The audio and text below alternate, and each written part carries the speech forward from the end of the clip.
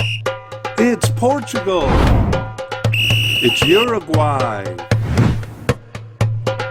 It's South Korea. And it's Ghana. It's Group H. And it's the 2022 FIFA World Cup in Qatar. It's the International Soccer Preview by Soccerphiles Canada.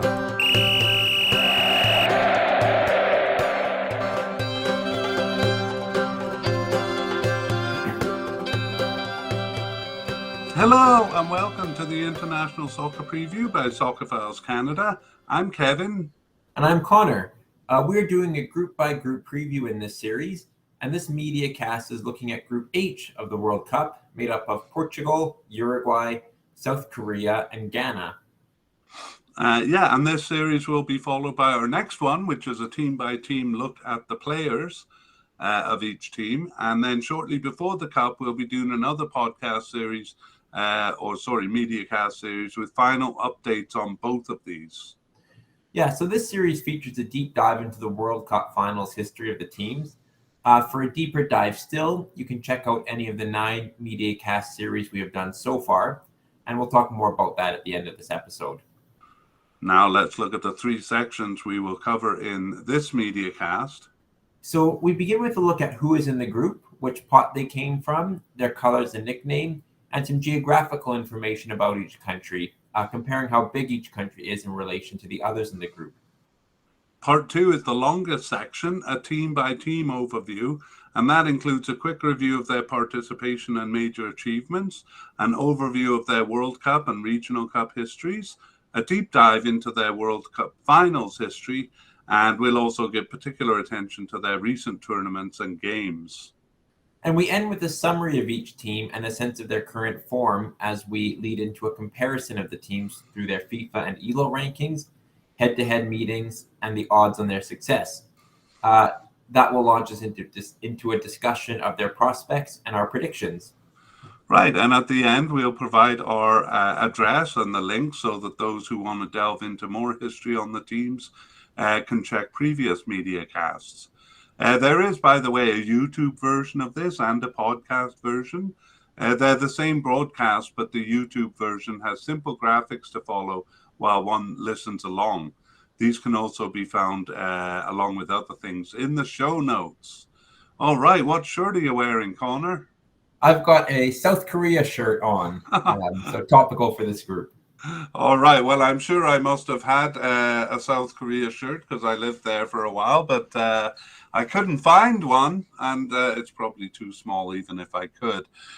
So I'm wearing red just to represent Canada, but also red for South Korea. That's my story, and I'm sticking with it. All right. All right. Let's jump into part 1 and get an overview of each team. All right, so the pot 1 team in this group is Portugal. They're known as the Seleção de Quinas, or which refers to the 5 shields, or the team. I guess a selection of players for Portugal. They were the 8th ranked team in the FIFA rankings at the time of the draw, so they that put them in pot 1, but just barely. They're the bottom ranked of the pot 1 teams, other than Qatar, of course, who are the hosts. Okay. And in terms of their jersey, they wear red and green, reflecting their flag. Red shirt and green shorts. You bet. Okay, moving on to pot 2, Uruguay. Yeah, Uruguay's a pot 2 team. They come from the middle of pot 2, being ranked 13th at the time of the draw. And their nickname is La Celeste, or the Sky Blue, which is the same as the color of their kit. All right. And where were they in pot 2? From the middle of the pack. Oh, okay. All right. Well, pot 3 is... South Korea. The Taeguk Warriors. South Korea is from near the bottom of pot 3. They were ranked 29th at the time of the draw, and were 7th of the 8 teams in pot 3. And they wear red, as I'm demonstrating here for our YouTube viewers. Right. I think Red Devils is really the name of their fan club, but Taeguk Warriors And at the games, you'll hear them chanting. Do you know what their chant is? Dehan Minguk. Okay. Dehan Minguk. That's what you are hearing. You're probably just hearing like, roar, roar, roar, roar. And what does that translate to? De means big or great, and Min means people. And Han, they call their own country Hanguk. So Han is like their founding dynasty. And Guk means country. So basically, it's the People's Republic of Korea, I think is what it boils out to. Oh, very interesting. Mm-hmm. And where are they from in pot three? They're from near the bottom, seventh Okay. of 8 of the pot 3 teams. All right. Well, okay, we'll comment on that a bit later on. Ghana is the fourth team. Sorry that I stole your lines. No, that's all right. Ghana, the pot 4 team, they're known as the Black Stars, though they wear white. And Ghana, I guess you could say is from the middle of pot 4, but they actually are the lowest ranked team in the World Cup heading into this tournament. So 60th overall at the time of the draw. Right, named after the black star on their flag. So, judging by what you said about the pots there, this seems to be about the weakest group. Do you think so? Yeah, looking at where teams come from in the pots, you basically have, kind of with the exception of Uruguay, who are kind of from the middle of their pot, but still the bottom half. All the other teams are kind of from the bottom of their respective pot. So I think it's competitive, but yeah, I think you could argue that it is the weakest, that it was potentially a favorable draw for all of these teams. Right, well, we'll get into that more at the end of the podcast. And for now, we'll just move on to a look at each country. Yeah, so beginning with Portugal. Portugal's in the southwest of Europe. They're one of the smaller countries, and actually the smallest country in this group by geographical area at 92,000 square kilometers. And they have a population of about 10 million people, which ranks them 24th out of the 32 countries competing in the World Cup. Next is Uruguay. Yeah, Uruguay is also a relatively small country. It's on the Atlantic coast of South America. It's 176,000 square kilometers, which ranks 19th. But they have one of the smallest populations, just 3.6 million people, the third smallest country in the World Cup by that measure. South Korea? Yeah, South Korea is the end of a peninsula in East Asia. South Korea, 100,000 square kilometers, is just slightly larger than Portugal and 22nd overall, but it has one of the bigger populations, 9th overall, with 52 million people. Okay, and finally, Ghana. Right. Ghana is a country in West Africa. At 238,000 square kilometers, it's the largest country in this group, but it's still among the kind of the smaller half of countries in the World Cup, 17th overall. And population of 13 million is kind of right average, 16th out of 32 countries. All right, well, all of them fairly small geographically, and all but South Korea fairly small population-wise too, hey? Yeah, South Korea, 52 million people, is actually the largest by quite a bit. You then have Ghana at 13 million people, Portugal 10 million, and Uruguay the smallest at just 3.6. Okay, well, Uruguay have done really well for a country that size. Okay, let's move on to part 2, and our first country that we'll be looking at will be Portugal. And we'll start with an overview of their participation and achievements. So in terms of participation, they're actually one of the most consistent teams in the world. They missed the World Cup in 1930, but participated consistently ever since. And they entered the first Euro Cup, so they've never missed an edition of that. Wow, very impressive. Mm-hmm. That they are a force in recent time belies the fact that they were a minor team in the previous century. They reached the World Cup only twice before 2002. That was in 1966 and 1986. It's the same in the Euro Cup, as they qualified only once from 1960 to 1992, reaching the Cup in 1984, which parallels their 1986 World Cup appearance. From 1996 in the Euro Cup and 2002 in the World Cup, They have never failed to qualify. They have generally done better in Euro Cup play, and that shows in their best results. Third place in the 1996 World Cup, but first in the 2016 Euro Cup, their first title win. That's right. And sorry, that should be third place in the 1966 World Cup. Oh, okay. All right. Well, that brings us to a World Cup overview. So, as Connor said, they've only qualified for a couple of tournaments before 2002. They didn't actually come close to qualifying before 1966, but they did make an indelible impression with their third place finish there in England. Eusebio stole the spotlight there with a thunderous 9 goals, helping them to the third place finish. They had several close qualifications after that, but didn't pass the group stage. A golden generation came around in about 2002 and led them to a fourth place finish in 2006. That generation was led by Luis Figo, and they had already made themselves known in the Euro Cup by that time, and in fact were a bit slow, the golden generation, to make an impression in the World Cup. Anyway, they qualified consistently from 2002 and peaked in 2006 with that fourth place finish. And they did well renewing that golden generation with another strong generation featuring superstar Cristiano Ronaldo, leading campaigns that usually saw them past the group stage. All right, let's move on to the deep dive into their World Cup finals history. So part 1 of 3 covers 1934 to 1986.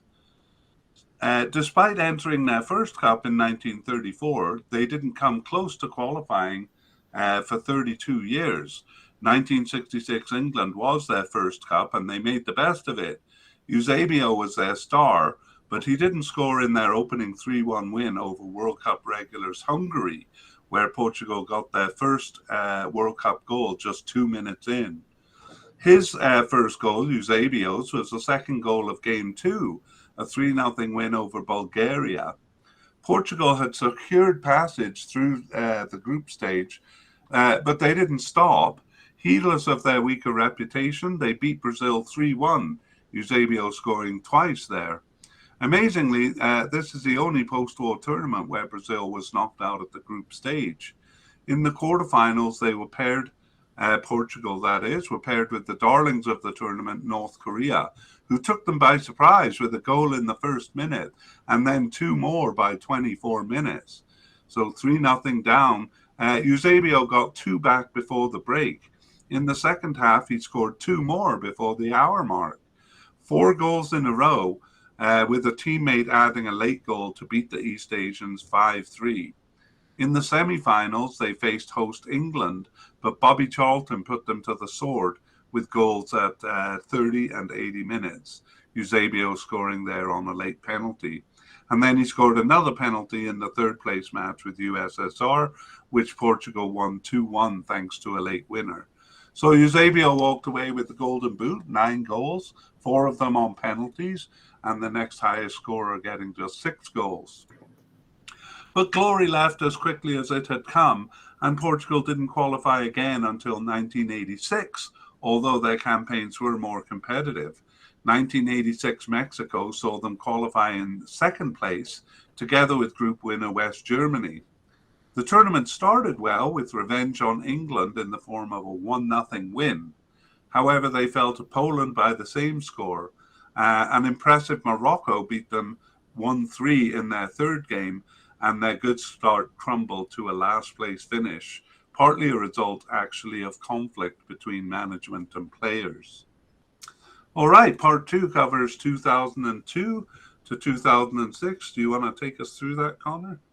Yeah, so Portugal entered 2002 with high hopes on the back of a golden generation that had reached the semi-finals of Euro 2000 and had taken them undefeated through qualification over Ireland and Netherlands.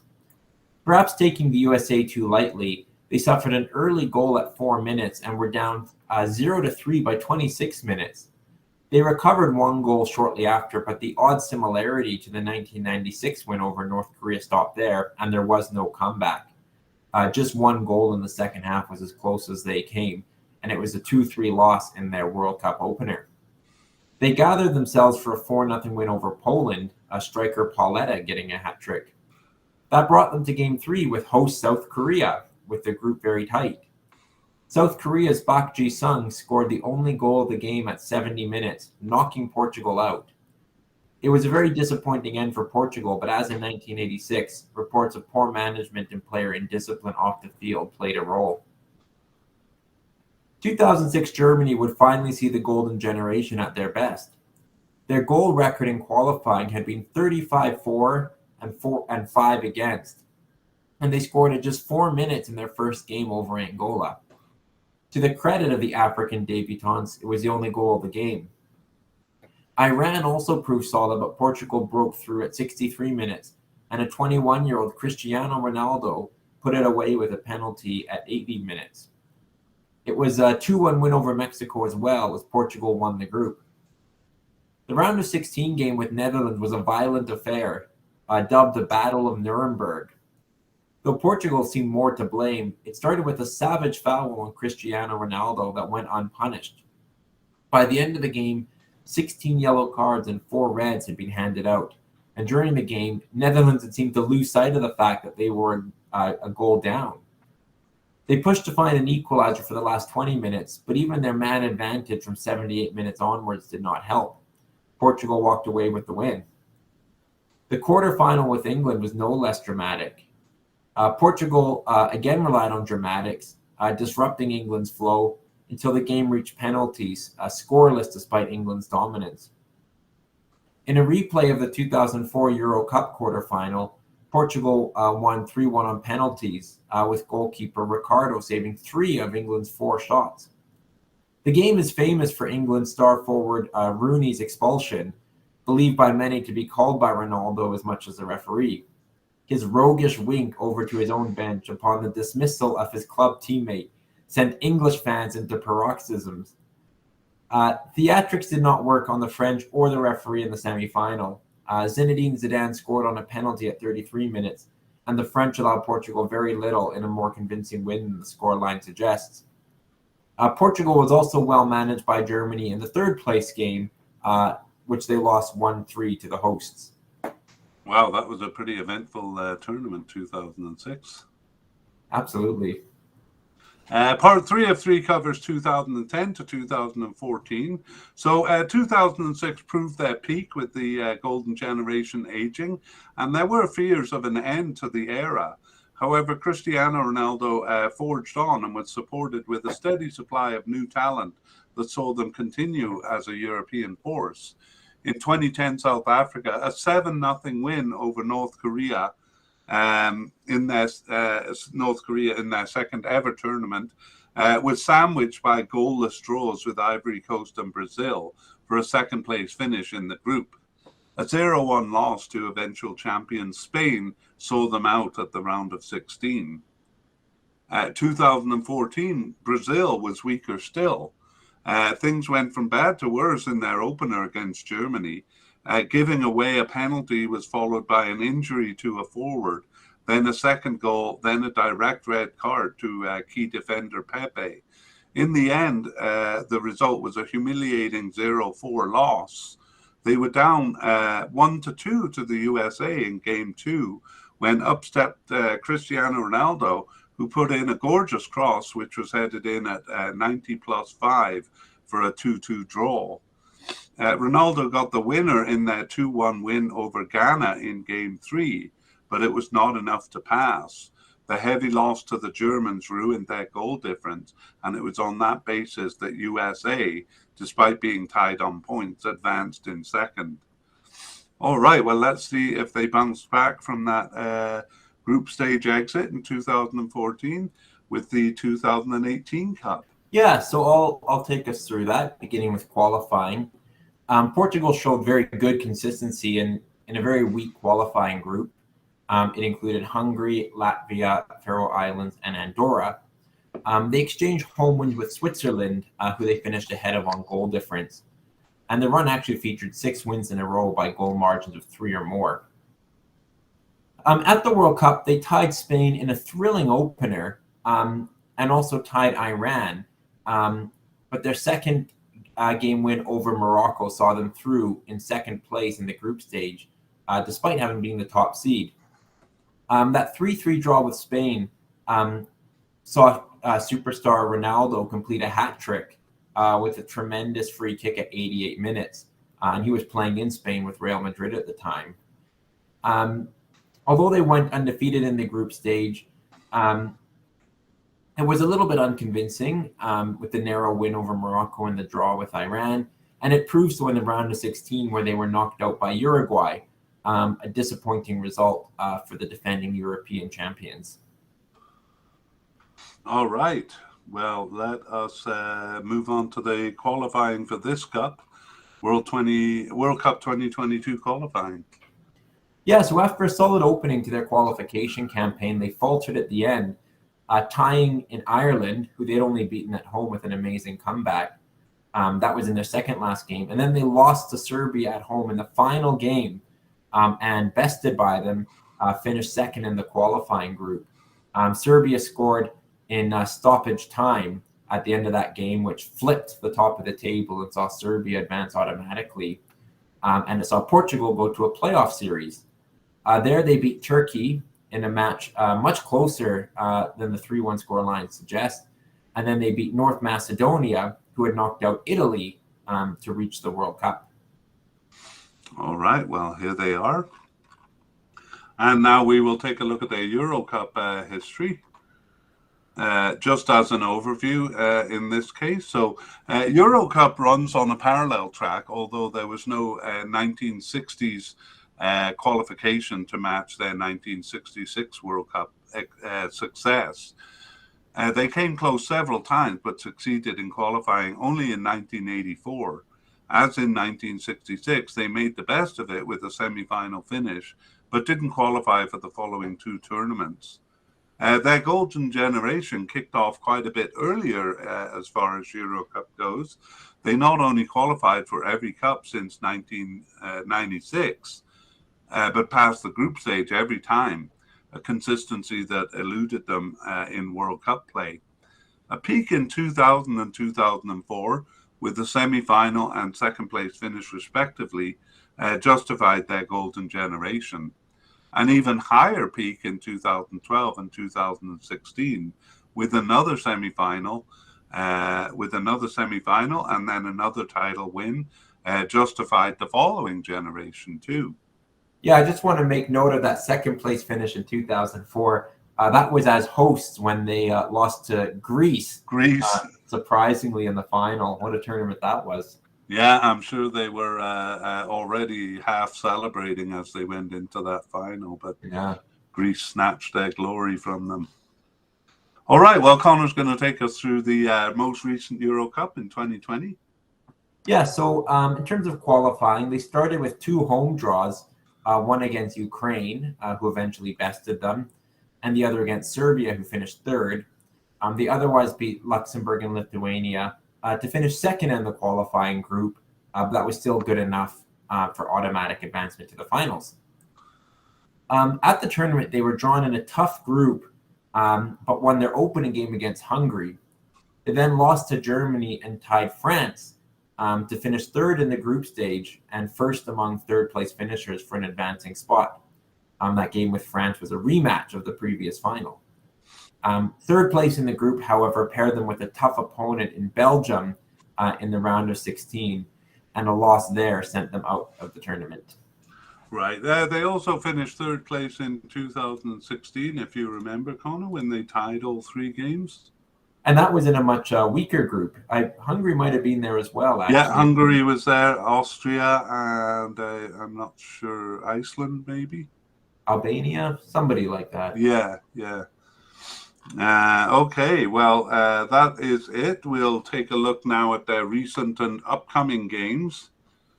You want to talk us through that? Sure. Yeah, one note actually is, even though it was this time last year, in September 2021, they actually played a friendly in Qatar and won 3-1, and then played a friendly at home with them, which they won 3-0 as well. So interesting that they met the hosts. Yeah. But since then, they had 4 games in June as part of Nations League A play. Started with a draw in Spain, and then was followed up with a 4-0 win over Switzerland and a 2-0 win over Czech Republic before losing in Switzerland in a reverse fixture. So 2 games to go, and they have 2 wins, a draw, and a loss still to play Spain at home, though. Right. Okay, I was going to look up where they stand in the Group 9 now, but it doesn't matter that much. Let's take a look at their World Cup schedule. Yeah, so Portugal opens against Ghana. They then play Uruguay in their second match, and they finish against the Koreans. Okay, and did we mention upcoming games? I think they only have the Nations League and a friendly scheduled with Nigeria in a place that is yet to be determined. Yeah, other than the Nations League game, just that one friendly on the schedule. Yeah, so a lot of teams seem to be playing in UAE or kind of a similar climate to Qatar. So I imagine that one will be in the Middle East. Mm-hmm. Okay, let's move on to Uruguay. Starting with an overview of their participation and achievements. And while the Copa America has so many games that I actually had to cut a few out of the graphic. Okay, their first international game was in 1910, and they are a senior team, having competed in and actually even hosted the 1930 World Cup. They're also the most participatory nation, having entered the South American Championship from its beginning in 1916 and missing only 2 editions in 1925 and 1963. That is fewer than any other team in the longest running football tournament. And that plaudit would be unassailable had they not missed the World Cup in 1934 and 1938. Uruguay are the most successful soccer country in the world if size is factored in. The nation of 3.5 million people has a record that only the largest countries can aspire to. They have 2 World Cup titles. They were also the most successful Copa America team until 2021, when Argentina equaled their record of 15 titles.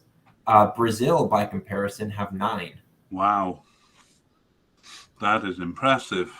Yeah, definitely a country that punches well above their weight. Yeah, 3.5 million. Unbelievable. Okay, well, we're going to do an overview of their World Cup history. So they are the third strongest team in South America, as far as the World Cup goes, at least, but they are arguably even better. They certainly were the strongest in the early years, winning 2 out of the first 4 World Cups, and that included a win over Brazil in 1950. Their 2 titles equals Argentina's record, but Argentina's 3 second-place finishes, with these being more spread out, kind of trumps Uruguay's record in the World Cup. Neither, though, come close to Brazil's 5 titles. They've never won the World Cup after 1950, but they have finished third 4 times. They have finished fourth 3 times in 1954, 1970, and 2010. So they hosted and won the first World Cup in 1930, but withdrew in protest from the next 2 tournaments in Europe. They won a second title on their second entry in 1950, beating host Brazil, as we said.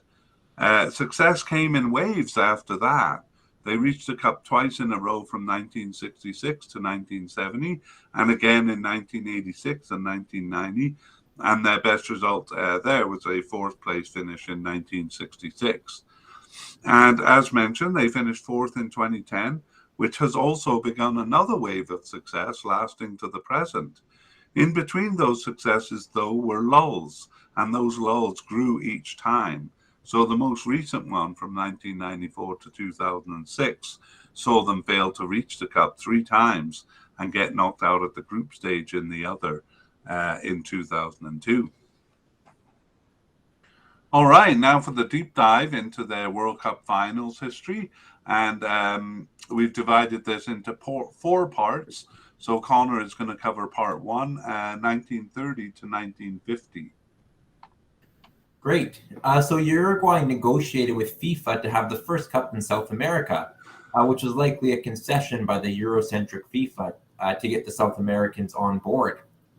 It was an arduous trip for European teams who had to travel by boat. Jumping ahead a little, Uruguay was unwilling to make the reverse trip in 1934. In retrospect, a decision that other South American teams wish they had made, since they were all knocked out after one game, and they did not travel to Europe in 1938 in protest of FIFA not living up to their commitment to alternate cups between the two regions. But back to 1930, and Uruguay had the huge advantage, especially over non-South American teams, of hosting. They were also arguably the strongest South American team, winning 3 of the previous 6 Copa Americas, however not the 1927 and 1929 versions. In their 3-team group, they opened with a tight 1-0 win over Peru. However, they showed their strength with a 4-0 win over Romania, all goals scored just after the half-hour mark. Yugoslavia got the first goal in the semi-final, but Uruguay struck back, and it ended with a 6-1 win, Pedro Saya earning a hat-trick. In the final, they were down 1-2 to Argentina at halftime, but Saya led the comeback with an equalizer at 57, and Uruguay emerged 4-2 winners. As mentioned above, they didn't defend this title in Europe, missing the 1934 and 38 World Cups, but they participated in Brazil in 1950. They had qualified automatically because Ecuador and Peru had withdrawn from the qualifying group. In the Cup, they were placed in a group with 3 teams due to the withdrawals of qualified teams Scotland, India, and Turkey. France, who had failed in qualification, were invited back in and initially agreed, but it became a group of 2 when France withdrew, so it was a group of 2 with Bolivia. They smashed Bolivia 8-0, Oscar Miguez getting a hat-trick, and they had easy passage to the second group stage. There they tied Spain 2-2, and then came from behind against Sweden to win 3-2. The third match was effectively a final, since the winner would top the group. But a tie for Brazil would be enough. Host Brazil was confident, having crushed Sweden 7-1 and Spain 6-1 in their previous 2 games. Brazil dominated early, but Uruguay survived the onslaught, going into halftime 0-0. Brazil scored early in the second half at 47 minutes, but Uruguay tied at 66. At 79, Alcido Guija surprised the home Brazilians with another, and it turned out to be the winner. A famous match called Maracanazo, it remains a deep wound for Brazilians, but it made Uruguay the best team in the world with 2 of the 4 World Cup titles. Wow, and they hadn't even entered the other 2. All right, well, part 2 deals with 1950 to 1970. 1954, I should say. The defense of this title, the 1950 title in 1954, started with a 2-0 win over Czechoslovakia, the 1954 World Cup in Switzerland, by the way. It was a 7-0 demolition of Scotland in Game 2. And in the strangely structured tournament, they did not play the other team in the group, Austria, who actually finished second behind them. The quarterfinal saw a 4-2 win over England. The semi-final was considered the game of the tournament, pitting the 2 strongest teams in the world together, Uruguay having never lost a World Cup game, and Hungary, giants of Europe. And it didn't disappoint. Hungary got the only goal of the first half at 13, but doubled the lead early in the second half at 46 immediately as the half began. That seemed enough until Uruguay's Juan Hoberg scored at 75 and then at 86 to push the game into extra time. It remained tense for about 20 minutes, but Hungarian star Sandor Kocsis scored at 111 and 116 to hand Uruguay their first World Cup loss. They also lost to Austria in the 3rd place match and had to settle for 4th place there. Uruguay grew weaker after that, failing to reach the Cup in 1958 and only reaching the group stage in Chile in 1962. They opened well with a win over Colombia, but lost 1-3 to Yugoslavia. An equalizer at 54 in Game 3 against USSR would not have been enough, but their doom was sealed when USSR scored a winner a minute before the end of the game. They made something of a comeback over their next two tournaments. England 1966 started with a goalless draw with the hosts in the opening game of the tournament, to the disappointment of 87,000 fans at Wembley Stadium. In Game 2, Uruguay beat France 2-1. Another goalless draw, this time with Mexico, saw them through in second place behind England. The quarterfinal was tight with West Germany, down a goal at the half, a red card at 49, and then another at 54, put them at a huge disadvantage. And though they held on until the 70th minute, Franz Beckenbauer broke through, and the Germans eventually won 4-0. All right, part 3 of 4 deals with 1970 to 2006. 1970 in Mexico also saw Uruguay pass the group stage. A 2-0 win over Israel was followed by a goalless draw with Italy. Despite a loss to Sweden on a goal at 90 minutes, they advanced in second to face USSR. That went scoreless in regular time and looked as if it would go into penalties until Uruguay scored at 117 minutes to win. They were no match for Brazil in the semifinal despite scoring the opening goal, as it ended a 1-3 loss. Uruguay lost to Germany in the third place match on a single goal, and it was fourth place as it was in 1954. 1974 in Germany started a weak period. They earned only a 1-1 draw with Bulgaria in the Cup, and that on a late equalizer, but lost 0-2 to Netherlands in the opener and 0-3 to Sweden in the third game. They failed to reach the 1978 Cup in neighboring Argentina, a huge disappointment as it was close to a home tournament, and they failed also for Spain in 1982. 1986 was in Mexico again, and Uruguay faced West Germany in their opener. They scored at 4 minutes and looked to win on that goal alone. However, West Germany scored at 85 minutes to tie. The second game was humiliating. A 1-6 loss to Denmark and a red card at 19 minutes exacting a high toll on Uruguay. They didn't seem to learn their lesson though and took a red card at 1 minute in their next game. However, Scotland failed to take advantage of it. Scottish manager Alex Ferguson, and that's the Alex Ferguson, had left captain Graham Souness out of the game, not even on the bench, and later called it his biggest mistake in football. Another interesting detail was Uruguay's manager's quip that his team was in a group of death, and this term has since become well known to the point of overuse.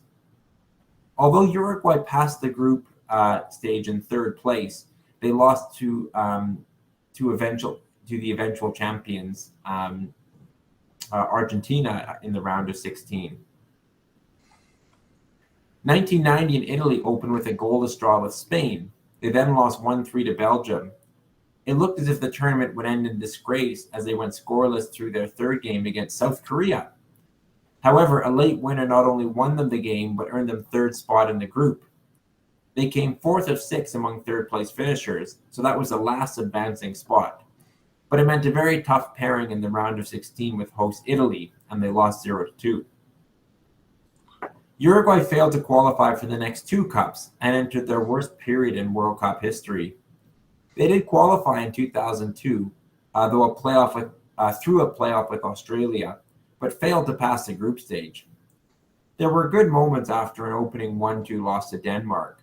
Notably, they tied France goalless in Game 2 and contributed to knocking out the defending champions who finished below them in the table. They found themselves 0-3 down to an impressive Senegal at halftime, but did well to fight back to a draw, the last goal coming 2 minutes from time. However, 2 draws only earned them third place, so they did not advance, and failing to qualify in 2006 made it a dark period. All right. Well, part 4 of 4 begins with runs from 2010 to 2014. So never out of form for long, Uruguay returned in 2010 with what turned out to be a strong generation, led by manager Oscar Tavares, who actually managed the team from 2006 all the way to 2021. The tournament began with a goalless draw against France in 2010, and in Game 2 they faced host South Africa and were primarily responsible for making them the only World Cup team host never to pass a group stage, beating them 3-0 there. A 1-0 win over Mexico, Luis Suarez scoring the only goal, saw them take first place in the group. They beat South Korea in the round of 16, scoring the winner at 80, but the game with Ghana in the quarterfinal went into extra time after a 1-1 draw, Ghana's goal coming on a shot from 40 yards out. Ghana was the last African team left in the cup, and all hopes that the continent would assert itself in this cup rested on their shoulders. At the very end of the game, Ghana made a push and should have scored a late winner, except that it was blocked on the line by the hand of the roguish Luis Suarez, who gladly took a red card for it. It still looked good for Ghana to advance, though. Asamoah Gyan stepped up to take the penalty, but he hit the crossbar. The game immediately went to penalties, where Gyan bravely converted Ghana's first shot, but the Africans missed their third and fourth, while Uruguay missed only their fourth and advanced. Africa was furious, calling Suarez a villain, while Uruguay celebrated himself as a self-sacrificing hero. Uruguay went on to play Netherlands, to whom they lost 2-3. As in 1970, they faced West Germany in the third place match. The Germans won again, this time on a late winner at 82, although Uruguay's Diego Forlan almost equalized after that with a shot off the crossbar. Forlan should be Uruguay's memorable player of the tournament. He was tied for the Golden Ball award and won the Best Player of the Tournament award, usually given to a player on the winning team. However, it is Suarez who is burrowed into the memories of 2010, Uruguay's third fourth place finish in World Cup history. Perhaps it is because Suarez outdid himself in 2014.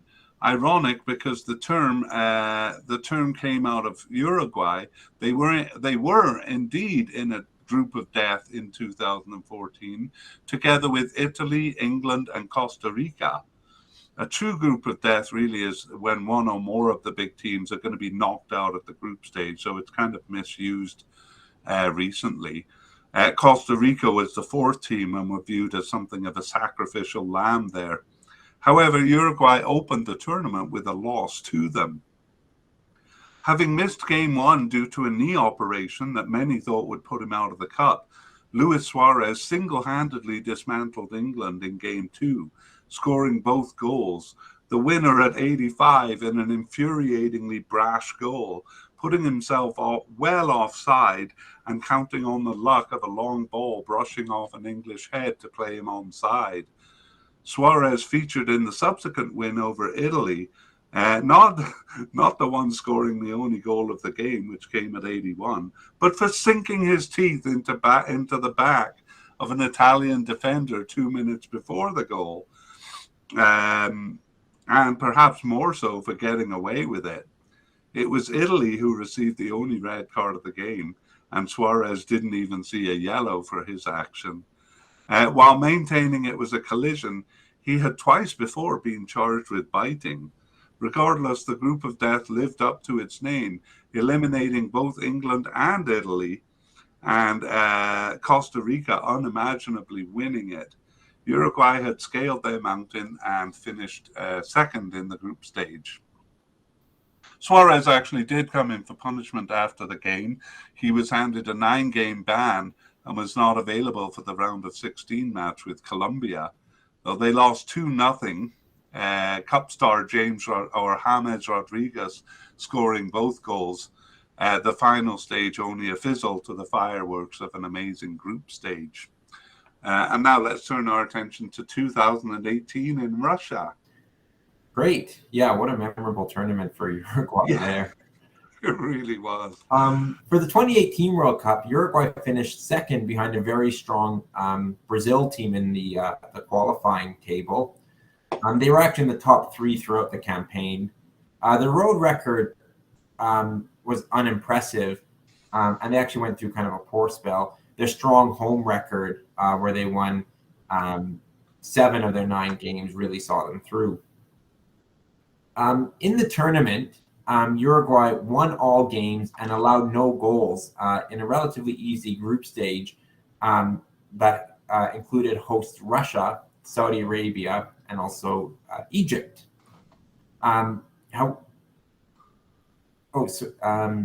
Yeah. In the round of 16, they went on to beat Portugal, but however, they were kind of left somewhat bereft after the loss of their striker to injury against eventual champions France, and France knocked them out 2-0 in the quarterfinals. And it was Edinson Cavani was actually the player who was out injured. He scored both their goals for their win over Portugal, but unable to play through an injury against France. They kind of looked a bit blunt and lost 2-0. Yeah, we'll talk a bit more later whether they're a bit over-reliant on Cavani and Suarez, but that seems to have been the case here. Yeah. All right, moving on to 2022 World Cup qualifying. Let's see how they got here. Yeah, so it was a bit of an up and down campaign for Uruguay. They were in 3rd place in the table at the halfway point, but then fell to 7th after 4 losses in a row. 3 of them, though, to be fair, were against Brazil and Argentina. However, they recovered with 4 wins at the end to finish 3rd of 10 in the South American qualifying group. So that's actually pretty good. They're only behind Brazil and Argentina, who are well ahead, so they can be considered the best of the rest. Yeah. Hard to say what form they're coming in with the inconsistency shown in their qualifying campaign. Hey. Mm-hmm. All right, let's turn our attention to their regional performance. The Copa America. Their success holds in the Copa America too, although the periods actually with strength in the World Cup do not coincide that well. Overall, they lead the region, as we've said, in Copa America wins, tied with 15 titles, along with Argentina, who caught up with them just last year, and Brazil, who have 9. 8 of Uruguay's wins were as host, and they have won every time they hosted. The history of the South American Championship is very long, as they play every year or two, even during the wars from 1916 onwards. They played every year or two until 2001, when they kind of made it every 4 years.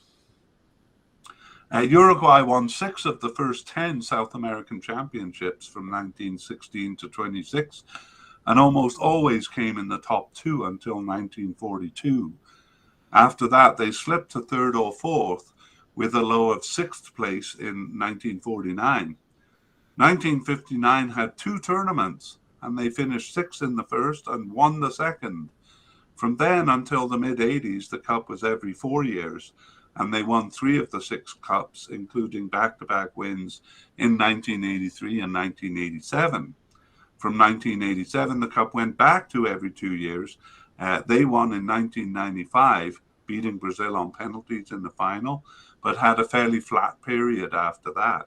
In 1997, for example, they were grouped with the 3 weakest teams in South America, but they lost to Peru and to host Bolivia to fall at the group stage. They finished 3rd in the group stage 4 tournaments in a row from 1999 to 2007. So even a 2nd place finish in 1999 masks an overall weak period. However, a 4th place finish in the 2010 World Cup started a resurgence in Copa America that was followed by a title win in 2011, giving them the lead in the title count. They continued this good period by reaching the final stage of every major competition, including the 2013 Confederations Cup, except when they failed to pass the group stage of the 100-year anniversary of the Copa America in 2016. All right, well, let's move on to see how they've done in their two most recent cups. It's back to 2 years recently, so 2019 and 2021. Yeah, there is no qualifying, um, but 2019 saw a 14 group stage. They thrashed Ecuador 4-0 in their opener, but then only tied Japan's youth team. That's the team Japan sent for this tournament. But they then beat Chile to take first place in the group. They were expected to beat Peru in the quarterfinal, but they tied 0-0 and lost on penalties. And Peru actually will go on a run all the way to the final. So yeah, out at the quarterfinal stage on penalties. Bit disappointing for Uruguay there, especially going into that game as favorites. Mm-hmm. Yeah, Peru is nominally a weak team, but they do sometimes kind of spike up and surprise. All right, how about the 2021 Copa America? Yeah, so this featured a five-team group. So Uruguay lost their opener to eventual champions Argentina, and they tied Chile next, but they then beat Bolivia and Paraguay to finish second in the group stage. Um, as with the previous tournament, um, they went 0-0 in the quarterfinals and lost on penalties. This time it was to Colombia, but it's a back-to-back quarterfinal exit. Difficult to take, losing on penalties, of course. All right, so yeah, not great results there in the recent Copa Americas. And let's take a look at their recent games. Go ahead, Connor. Yeah, so they had a couple friendlies in June. They won 3-0 in Mexico, which is quite impressive, and then tied 0-0 in the United States. And then they also beat Panama 5-0 at home. So those were kind of three games in June, all against North American teams, where they performed well. Then they have a couple of friendlies coming up in September. First in Iran, then in Canada, and then they play Syria in a friendly in the United Arab Emirates just before the World Cup. Right, trying to acclimatize themselves. So they may schedule one or two more friendlies before that time, but that's all they have on their dance card for now. And what does their World Cup schedule look like? So Uruguay begin with South Korea. They then play Pot 1 Portugal in their second game, and they play Ghana in their third match. All right. All right, well, we move on to our third team, South Korea, beginning with an overview of their participation and achievements. So they are a senior team in Asia, having participated in the World Cup in 1954. Surprising, actually, given that their country had only just ended a war. They entered almost every World Cup thereafter, and they missed only twice. In 1958, their entry was not accepted, and in 1966, they didn't join, instead joining the general boycott. Oh, no, actually, they didn't join the general boycott, but withdrew for a different reason. So they and North Korea didn't join that boycott.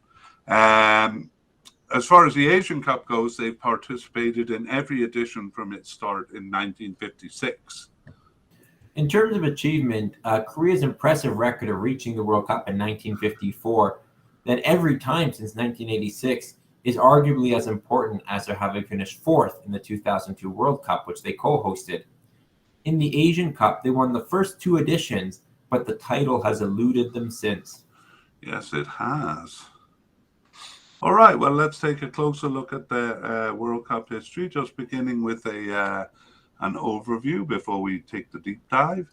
So after reaching the Cup in their first World Cup entry in 1954, they didn't qualify again until 1986, twice knocked out by teams outside of Asia, Yugoslavia and Australia at the last step. Since 1986, they've qualified every time, usually in convincing fashion. But despite impressive success in reaching the Cup, they remained winless in 5 World Cups and over 14 games through to 1998.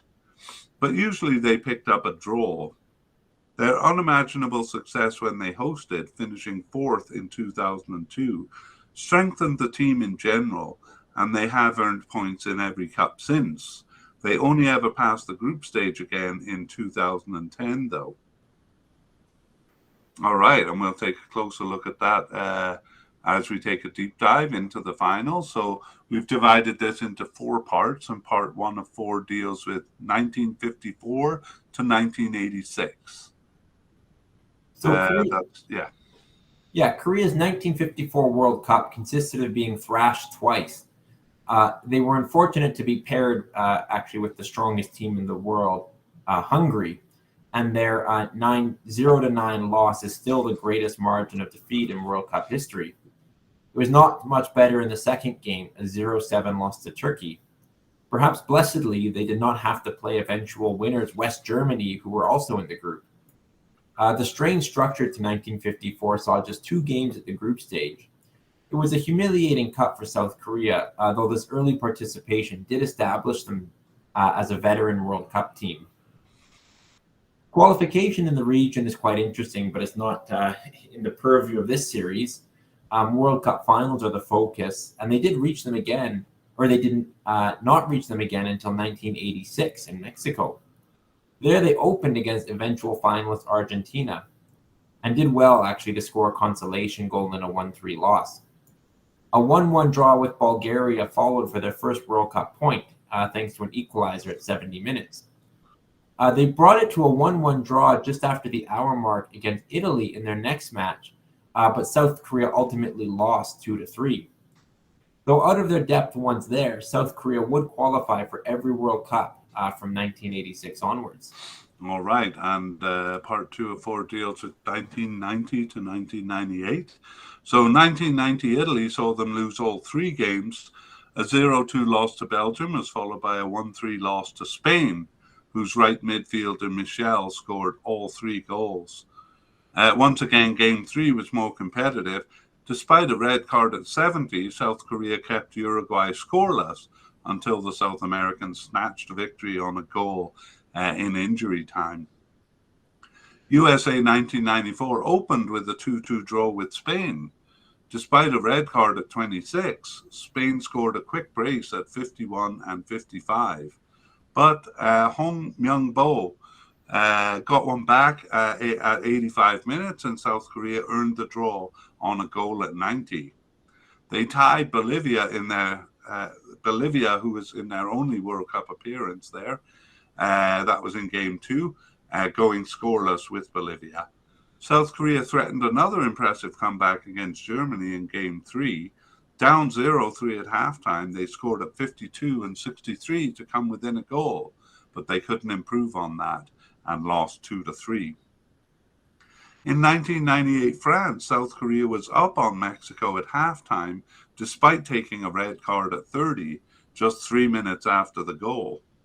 They paid for it when Mexico scored 3 goals in the second half, and then they suffered a 0-5 loss to Netherlands, managed by Guus Hiddink. Do you know him, Connor? Yeah, he will go on to manage Korea in 2002. And just interestingly, I've just updated him in my files. He has been managing, I think he was with Curacao. Oh, I didn't know that.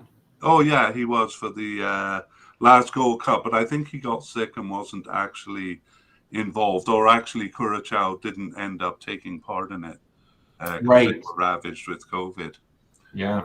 Yes, and now he's the manager of Iraq. Oh, really? Yeah, a real guy. We've only mentioned a few of the teams he's managed. Anyway, he was managing Netherlands at the time, and Korea suffered a 0-5 loss in Game 2, but they salvaged some face with the 1-1 draw in Belgium in Game 3, but did not pass the group stage. And part 3 of 4 is devoted solely to their great success in 2002. Yeah, so it had been 4 World Cup group stage exits in a row for South Korea, and they were anxious to get more out of the tournament they co-hosted in 2002. They recruited the services of Dutch manager Guus Hiddink, as we mentioned, who worked not only on the tactics of the squad, but also had to force uncomfortable changes in the culture of the team. For example, he noticed the older players ate at the cafeteria with other older players and young players with other young players, and he found it was that way on the field too. He thus forced them uncomfortably to all eat with each other and work as a single unit. He had little problem with their willingness, and he made the best of their motivation and unbelievable energy on the field, and it all came to fruition in the cup. South Korea opened the cup with a 2-0 win over Poland. They next played the USA, who got the opening goal at 24 minutes. South Korea missed the chance to level on a penalty at 40 minutes. The shot was saved, but they earned a draw on a goal at 78 by the dashing An Jung-hwan. They still needed something from the last game to advance, and they got it, winning over Portugal on a goal at 70 minutes by the industrious Park Ji-sung. They went on to play Italy in a contentious round of 16 game that included 9 yellow cards. Italy scored at 18 minutes and led for most of the game until South Korea scored a glorious equalizer at 88 minutes. In extra time, Italy's Francesco Totti took a second yellow card for diving, having earned the first yellow on a nasty elbowing incident that might have actually been a red card in itself.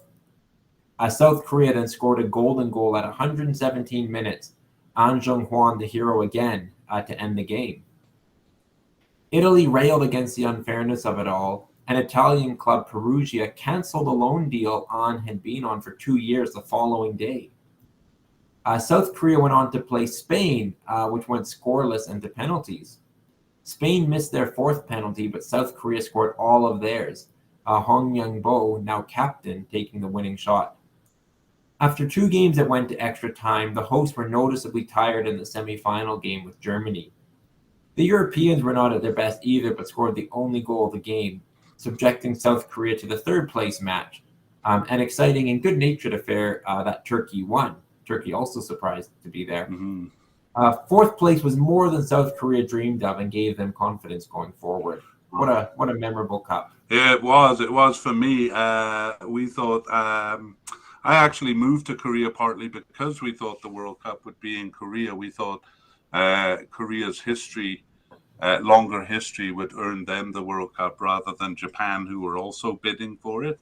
But as you know, they went for a joint tournament. But I was living there at that time. So I was actually at the USA game there and with your brother at the Spain game too.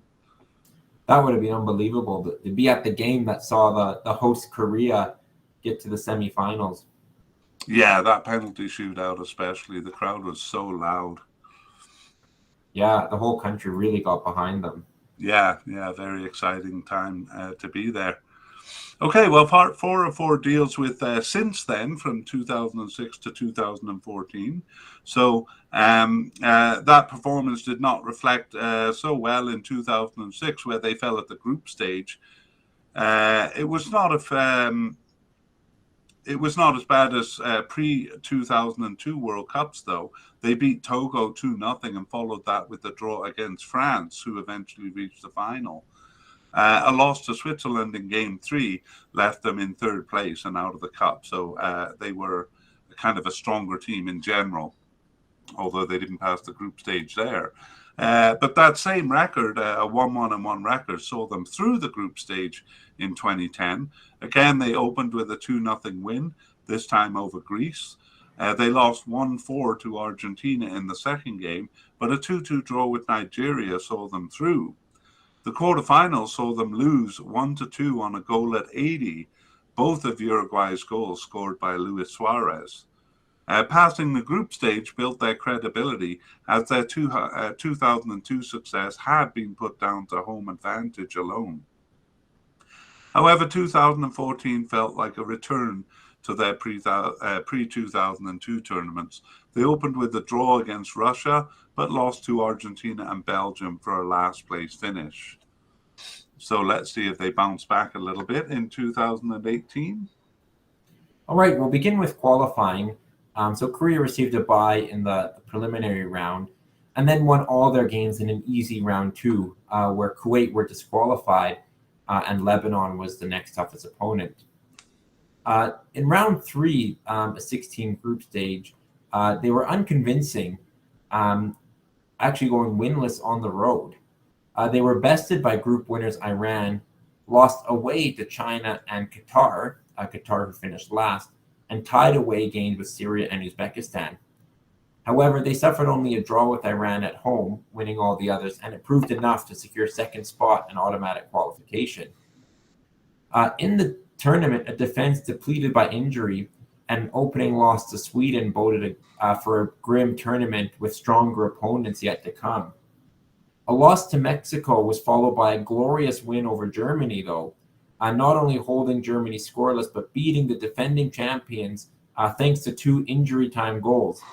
A German win would have seen them through had Sweden not upset Mexico. A win would have seen Korea through had Sweden not upset Mexico, who were very grateful for South Korea's help. That was an extremely tight group that ultimately saw Germany on the bottom, with I think every team having the possibility to advance. Yeah, when it was going into the third game, every team had a chance of advancing. But I gotta say, would you take not passing the group stage and beating Germany over losing to Germany but passing the group stage? Tough to say. I think after the first loss, I think you want to get past the group, but I think that the win over Germany, even though they didn't advance in the group, has to go down still as one of their most famous victories in their history, given Germany was the defending World Cup champions. Yeah, definitely kind of another feather in their cap there. All right, well, we saw that they were pretty weak on the road in 2018 in the final group qualification group. Let's see if they did any better in 2022. Yeah, so again, they didn't have to play in the preliminary round. And then they put in a fairly consistent performance that saw them finish first in their round 2 group. That was a group of 5 teams, though North Korea withdrew. And then in the final round, they did tie second place. In the final round, they bested Iran, which is quite impressive. But an opening tie at home with Iraq and a final game loss in the UAE saw the more consistent Iran win the group. But second in the final qualifying group saw them automatically qualify. They were never really in danger of not qualifying. They were a full 11 points ahead of third place UAE. It was really just a battle with Iran for first, where they ultimately came up short. Yeah, and I think they've lost that battle now four times in a row, but they had it in their hands here because going into the final game, they were in first place and they lost to UAE, so kind of threw it away there. Yeah. All right, well, let's take a look at their Asian Cup history, just in overview. And South Korea's Asian Cup history record is actually less successful, especially in recent years. They won the first 2 editions in 1956 and 1960, but victory has escaped them since then, despite consistently being one of the top 4 or fewer teams to reach the Cup from 1986 onwards. 3 second-place finishes from 1964 to 1992 is contrasted by 3 non-qualifications. Yikes! And they placed 3rd in 2007 and 2011 and eked out that much closer with the second-place finish in 2015. They're long overdue for a win if they're to be seen as Asian powerhouses. Here, let's see if they finally did it in 2019. So 2018 World Cup qualifying made up the first 2 rounds of qualifying for the Asian Cup. So the first place finish in round 2 in that weak group saw them qualify automatically. However, it was a disappointing exit in the quarterfinals for a team that some felt were favorites to win the tournament. An inability to score goals proved their downfall. In the group stage, they had meager 1-0 wins over weak Philippines and Kyrgyzstan, and then seemed to have solved their problem somewhat with a 2-0 win over China. Finishing first in the group stage, still with no goals against, set up a round of 16 match with Bahrain. That one went to extra time, which Korea won, but it served as a warning sign as they struggled to score against eventual champions Qatar, who won on a single late goal. Qatar would go on to as I said, win that tournament. But quarterfinal exit, so not making it to the Final Four would be disappointing for South Korea, for sure. Right, but that did reveal a long-standing problem, actually, of where their goals come from. So that kind of may be an issue coming into this cup. All right, well, let's take a look at recent and upcoming games. Over to you, Connor. Yeah, so they had a couple friendlies in January of this year. That was a big 5-1 win in Iceland and then a 4-0 win over Moldova. Then a string of friendlies in June. They lost 1-5 to Brazil, but then beat Chile 2-0 before tying Paraguay 2-2 in a trio of games against South American opponents. They then beat Egypt 4-1 at the end of June. They had a couple games in the East Asian Cup. Maybe, Kevin, you want to talk about that? Yeah, well, I think it used to be a tournament that Asians used to take quite seriously and send their best teams to. Now that more players are playing abroad, I don't think they send their top teams to this. But South Korea is very successful in that tournament, and they beat China and Hong Kong, and then lost to Japan. That might have been the final there. I should have written what stage of the cup it was. But anyway, in the summertime. But honestly, I doubt their best players attend this anymore. Yeah, and then in terms of upcoming friendlies, South Korea have 2 scheduled. Those are home games with Costa Rica and Cameroon. Yeah, they are in South Korea, and they haven't scheduled any pre-tournament friendlies, but we'll talk about that in our update because I'm sure they'll have scheduled a couple by then. All right, let's finish off then with the World Cup schedule. Yeah, so South Korea play Uruguay first, Ghana second, and then Portugal in their third and final group stage match. Ooh, do you think it is a good setup for them? Potentially, if Portugal have won their first 2 games, which is maybe making an assumption there, but they may rest players in their final game against South Korea. So, yeah, probably in general not bad to get the pot 1 team at the end. Yeah, there's always a possibility of that advantage when you're playing the pot 1 team at the end. But then again, if Portugal drop points along the way, then they'll be even more determined to win that game. Okay, let's move on to Ghana. And we begin with an overview of their participation and achievements. So their first international game was in 1950. And Ghana first entered World Cup qualification in 1962, but they withdrew from the next edition as part of that African-Asian boycott. They also withdrew in 1982, but otherwise have participated consistently. 1962 was also the year they entered the African Cup, and that was the 3rd edition of that cup, and they have never missed any since. In terms of achievement, it's best to start with African Cup play. They were a powerhouse early on, winning 2 cups in a row in 1963 and 1965, and going on to win 4 titles in all, the others in 1978 and 1982. Beyond that, they have a plethora of top 4 finishes. Given that, Ghana was slow to reach their first World Cup in 2006. However, they reached 3 in a row from then, their best performance a quarterfinal finish in 2010 in South Africa. All right. Let's move on to just a general overview of their World Cup history before the deep dive. Ghana's first entry into World Cup competition in 1962 saw them come close to reaching the World Cup, or at least an intercontinental playoff with Spain. After that, though, they disappeared from contention, twice falling at the earliest stage and even withdrawing from the competition in 1982. They didn't come close again until their first successful qualification in 2006. And as Connor said, that was very late given their strong African Cup record. However, they made the finals the next 3 times and performed well, undone by bad luck more than weak endeavor. In 2006 and 2014, they were in groups of death, nevertheless advancing in 2006. 2010 was their best showing, and they came within a moment of reaching the semi-final. It would have become the best performance ever by an African team, but it was foiled by trickery. well, it's kind of a giveaway because we've already talked about it, but we'll talk about it a little bit more here as we look at their World Cup finals in detail. So there's really just one part here from 2006 to 2014.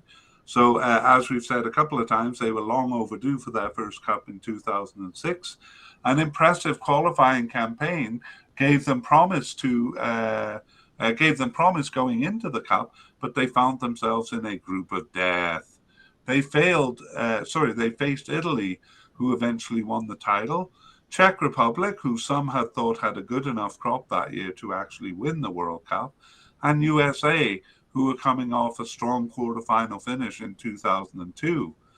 They lost 0-2 to Italy in the opener, denied a clear penalty during the game. However, they beat Czech Republic by the same score, getting their first goal just 2 minutes in. A 2-1 win over USA saw them through in second place. They had done well to advance from the tough group, but they were unlucky once more, paired with defending champions Brazil in the round of 16. They were no match and they lost 0-3. They reached the next cup in 2010 and went one step further. This tournament began with a win over Serbia, who gifted them a penalty and a late winner at 85 with a ridiculous handball in the box. A 1-1 tie with Australia followed. The third game with Germany pitted brothers on either side of the ball, Kevin Prince Boateng of Ghana versus Jerome Boateng of Germany, facing each other. Ghana lost on a single goal but advanced in second place and went on to beat USA in extra time of the round of 16 to face Uruguay in a thrilling quarterfinal. Ghana was last. I'll kind of go through this quickly because we described it above. It's the game where Luis Suarez stopped a shot on the line with his hand at the very end of extra time. And although he earned a red card, it ended up benefiting Uruguay because Ghana missed a penalty. And then the game went to a penalty shootout, which they lost. So a bit of a teeth-gnashing end to an otherwise excellent run for Ghana there. And Ghana went on to reach the 2014 World Cup, but there too found themselves in a very tough group with Germany, who would eventually win the Cup, and Portugal, who were strong enough to win the following Euro Cup. And this time they fell at the group stage, managing only a draw, albeit with Germany the strongest team. Ghana's internal problems actually contributed to the poor showing there. So there we have it. Let's see if they continued their 3-cup run, making it a fourth in 2018. Yeah, so they received a bye in the preliminary round of qualifying and then were pitted up against Comoros in a round 2 pairing. They tied away but won at home to advance. In the 14 group stage, they got off to a poor start tying Uganda at home, and then they tied them away in their second last game, and by this time it was all over. They were also bested by group winners Egypt. They also tied Congo at home, who they crushed in the away leg. And that actually was their only win of the round. They won just one of their 6 games to finish third in the group. Egypt advanced to the World Cup, but Ghana did not. Yeah. I mean, tying 3 games at home is pretty much a death sentence in Africa. Okay, let's move on to the 2022 qualifying. They're here, so obviously we're a bit more successful, but let's look at the journey. Yeah, so again, after getting a bye in the first preliminary round, this time they went into a 4-team group stage. They won all their games at home, but only beat Zimbabwe on the road, losing on a late goal in South Africa and tying Ethiopia. The last game saw them beating South Africa on a very soft penalty and had South Africa openly calling it match fixing because of that and other decisions.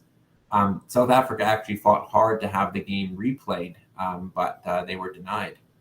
That result, however, saw Ghana leapfrog South Africa, tying them on points and goal difference, but on the basis of more goals scored, finished first in round 2 of 3. So just narrow margins there. in their round 3 of 3, this was a home and away playoff against Nigeria, who was favored.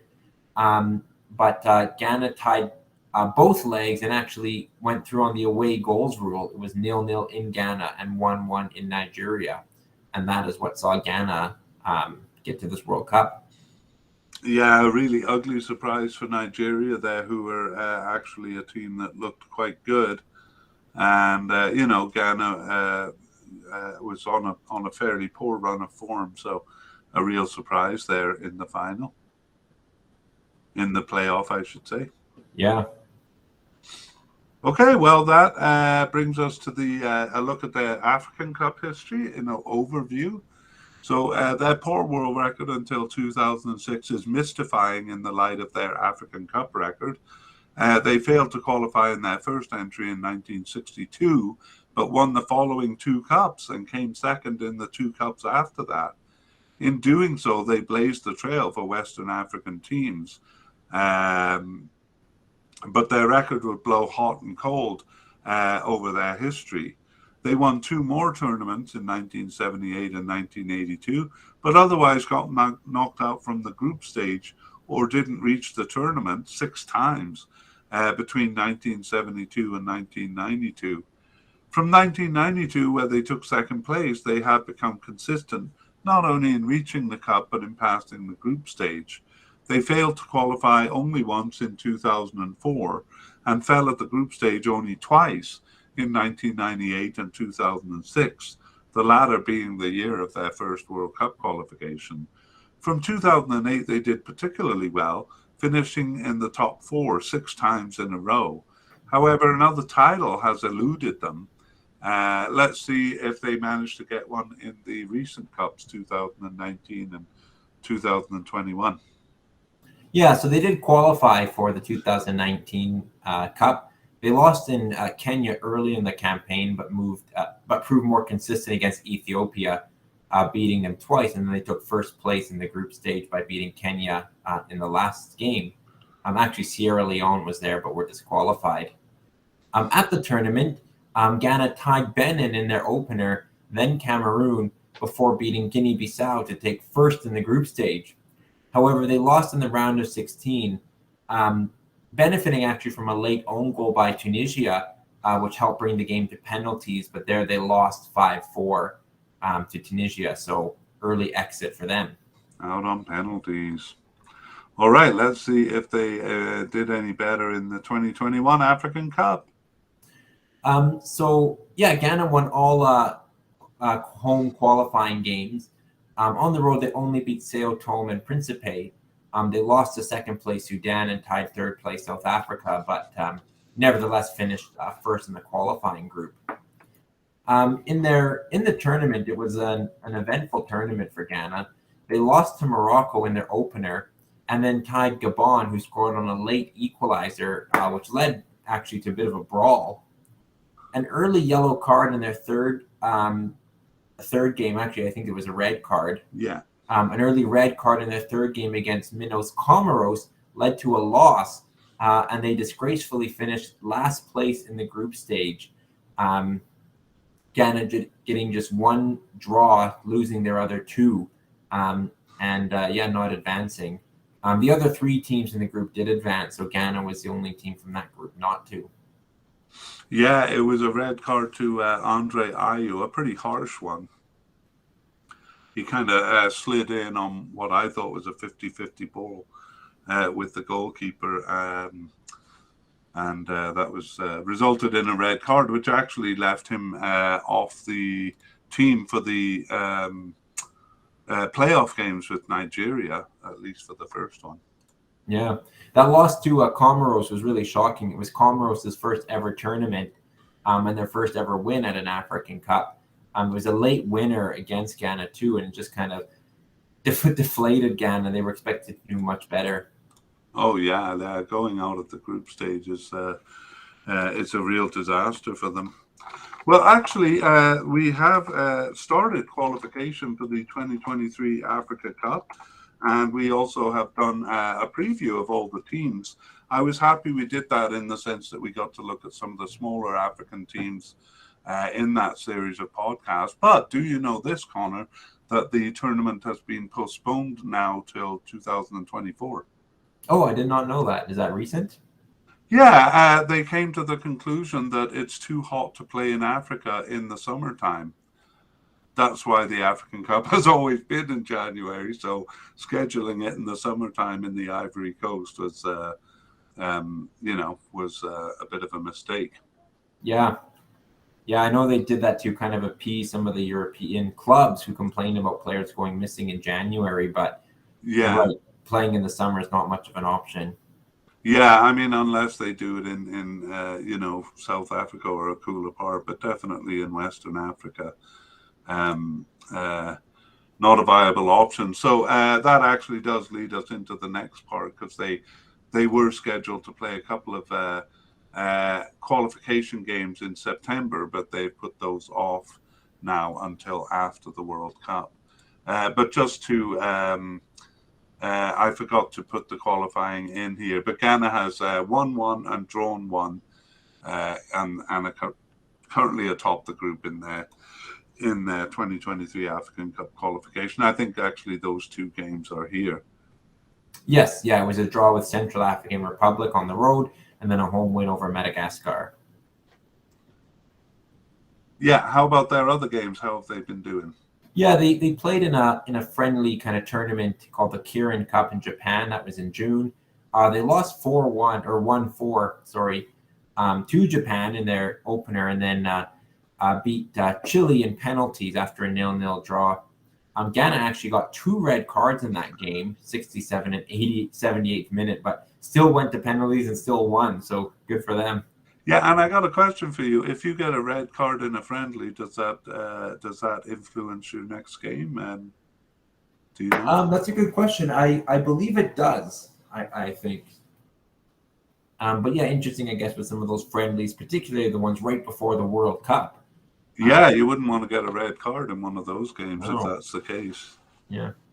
Yeah. Okay. Well, upcoming games, as I said, those two African Nations Cup 2023 qualifiers were postponed until next year, and they've replaced them with a friendly in England with Brazil, and a friendly in Spain with Nicaragua. And in the UAE, they've scheduled one pre-tournament game with Switzerland. So again, both teams looking to acclimatize themselves there. How about their World Cup schedule? Yeah, so Ghana begin with Portugal, so possibly their toughest game first. Then they play South Korea and Uruguay in their final match. Right. And I should just go back and say we didn't talk about the African Nations Championship qualifying games they played in the summertime, but that's because it has to be played with players based in Africa, so generally not the players who are going to be involved in the World Cup. That's why I kind of grade them out there. All right, well that brings us to the part three, where we begin with the summary and form of each team. Just as kind of a warm-up, and leads us into a discussion of their prospects, their ELO rankings and FIFA rankings, their odds and their head-to-head histories, and then we're going to talk about it a bit and see what we think. So let's begin with a summary of Portugal, and a recent summary kind of talking about their form. So, right. Portugal, in summary, they had 3 good periods. 1966 was a spike, though only in World Cup play. The second was around 1985, where they reached both World and Euro Cups. And their third period is much longer, extending from 1996 in Euro Cup play and 2002 in World Cup play, but which has continued until the present day. Led by a strong team captained by Luis Figo in the early period and Cristiano Ronaldo in the latter part. Euro Cup play has been more consistent than World Cup play, with some lapses in their World Cup history, but greater consistency in the Euro Cup. They've reached impressive peaks in both, with third and fourth place finishes in the World Cup, but first and second place finishes in the Euro, as well as 3 semi-final finishes, most of them in recent times. Despite all those plaudits, though, their regular second place finishes in qualifying, often reaching cups through a playoff, is a bit disconcerting. We could say the same about the third place finishes in the last 2 Euro Cup groups, actually. Given how weak a team they were in the previous century, there's a looming fear that they will not so much return to that, but fall from the strength that recent generations have blessed them with. Portugal's Euro Cup strength, longer and more consistent, has yielded better results, and it is too soon to say that a round of 16 finishes in 2020 is a sign of decline. However, second place qualification behind second tier team Ukraine and Serbia are the types of results that make them seem less than a top team, despite some top level tournament finishes. Even getting to this cup, as we saw, was by pretty narrow margins. The 2022-23 Nations Cup League A results gives a similar impression. With Ronaldo reaching retirement soon, there is question as to whether they will maintain that form, although they did address that same problem well when the previous golden generation retired. All right, that is Portugal in a nutshell. And now we'll give you the same kind of nutshell for Uruguay. So Uruguay has had amazing success, especially taking into account how small the country is. With just 3.5 million people currently, they have a record that's the envy of most big countries. They have 2 World Cup titles and 3 fourth-place finishes besides, and they have 15 Copa America titles, as many as Argentina and more than Brazil. Though it was stronger in the early years, the 2 World Cup titles coming in 1930 and 1950. Also impressive is the duration of their strength. They have had low periods, but never missed more than 2 World Cups in a row, and always seem to return with a team capable of passing the World Cup group stage or winning a regional title. 3 times they've come out of a lull to pass 2 or more World Cup group stages in a row. That's in the late 60s, in the late 80s, and then from 2010. That recent strong period is ongoing, but it peaked with a 4th place finish in the 2010 World Cup and a Copa America title in 2011. It's the fruit of a strong generation that's now aging, though, the question being whether they will face another lull or can renew it quickly enough to remain competitive near the top. The recent strong period saw a cohesive team under manager Oscar Tabarez, with a memorable cast featuring Diego Forlan, Edinson Cavani, and the jewel or snake, depending on one's perspective, Luis Suarez. That generation is aging out, with Forlan long since retired and Cavani and Suarez both 35. Perhaps more significantly, manager Oscar Tabarez, who led the team for 15 years, gave up the post in 2021. Results have nevertheless remained good, with some good younger talent coming to infuse the team. A quarterfinal finish in 2018 kept that strong period going, even though there were worries of their aging even then. But quarterfinal finishes in the 2 most recent Copa Americas are ambivalent and leave one waiting to see if they can extend the successful period. All right, moving on to South Korea.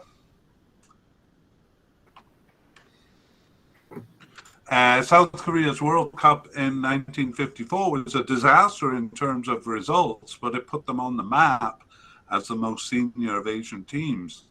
If that is arguable, winning the first 2 Asian Cups and their consistent qualification for the World Cup since 1986 bolster their claim. For the first 3 of these, the Asian region was afforded only 2 spots, and it was South Korea plus a different team every time. Their 4th place finish in 2002 is by far the best result of any Asian team in the World Cup. Though none can match that, other teams have caught up. South Korea has not won an Asian Cup since 1960, and Japan seems to have surpassed them in recent times. At the global level, South Korea are doing as well as can be expected. The Asian region is comparatively weak, but passing the group stage at the World Cup in 2010 and beating Germany in 2018 earns them some reputation.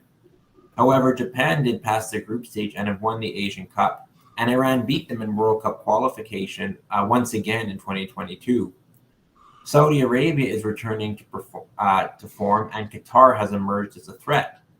South Korea is long overdue for another Asian title, and not winning one since 1960 is a stain on their record. They need a title there or another World Cup where they pass the group stage in order to stay at or near the top. It's a bit hard to put a finger on Korea's form. Beating Germany in 2018 was a big feather, but they failed to pass the group stage. They can't be blamed too much for losing to juggernaut Qatar in the quarterfinals of the 2019 Asian Cup, but it is a result they need to recover from.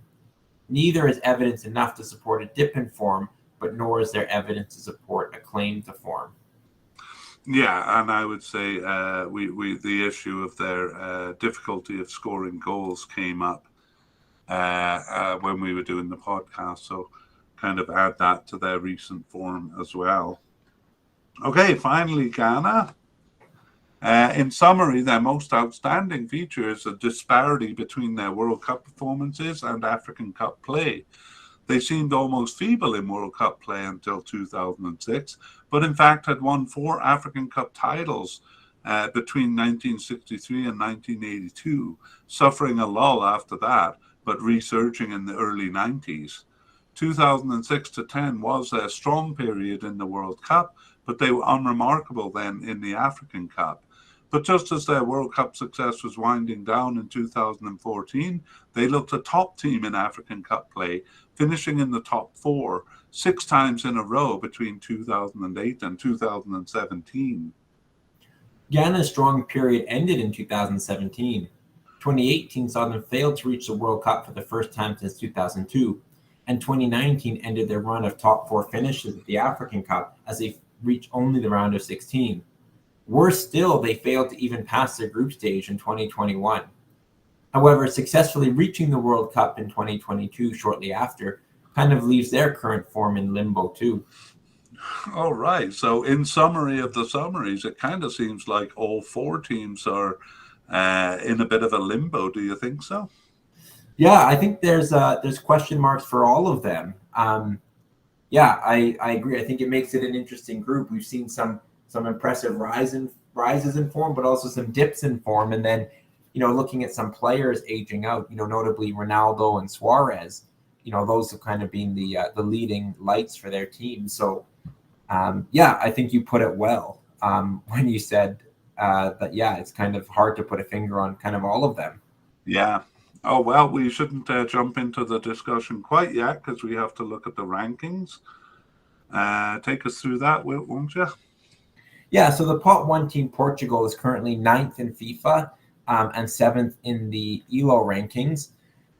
They've been top 10 in both of those rankings really since 2016 when they won that European Championship. Yeah, and honestly, really, since the golden generation from around 1996, to be honest, I mean, they dipped below 10th only around 2008, but otherwise have pretty much been in the top 10.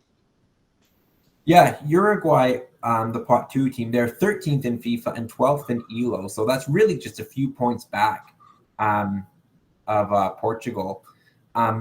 They've kind of been in that mark, definitely a top 20 team for a very long time, sometimes popping up into the top 10, but usually not staying there for any length of time.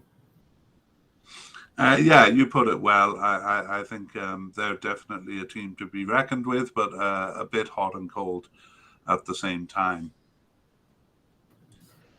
Okay, how about South Korea? South Korea is 28th in FIFA and 26th in ELO, so again, fairly good agreement between the two systems. That hasn't always been the case, though. In December 2017, they were 59th in FIFA, but 25th in ELO. Their ELO ranking has fluctuated less, where they're kind of a top 30 team. FIFA tends to rank them a little bit lower, but sees a bit more movement up and down.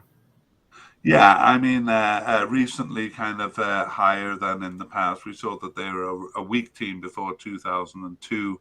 And, around 2006, they were around 50th. So have kind of risen up. But as you say, there around 2014, um, they were quite a bit lower.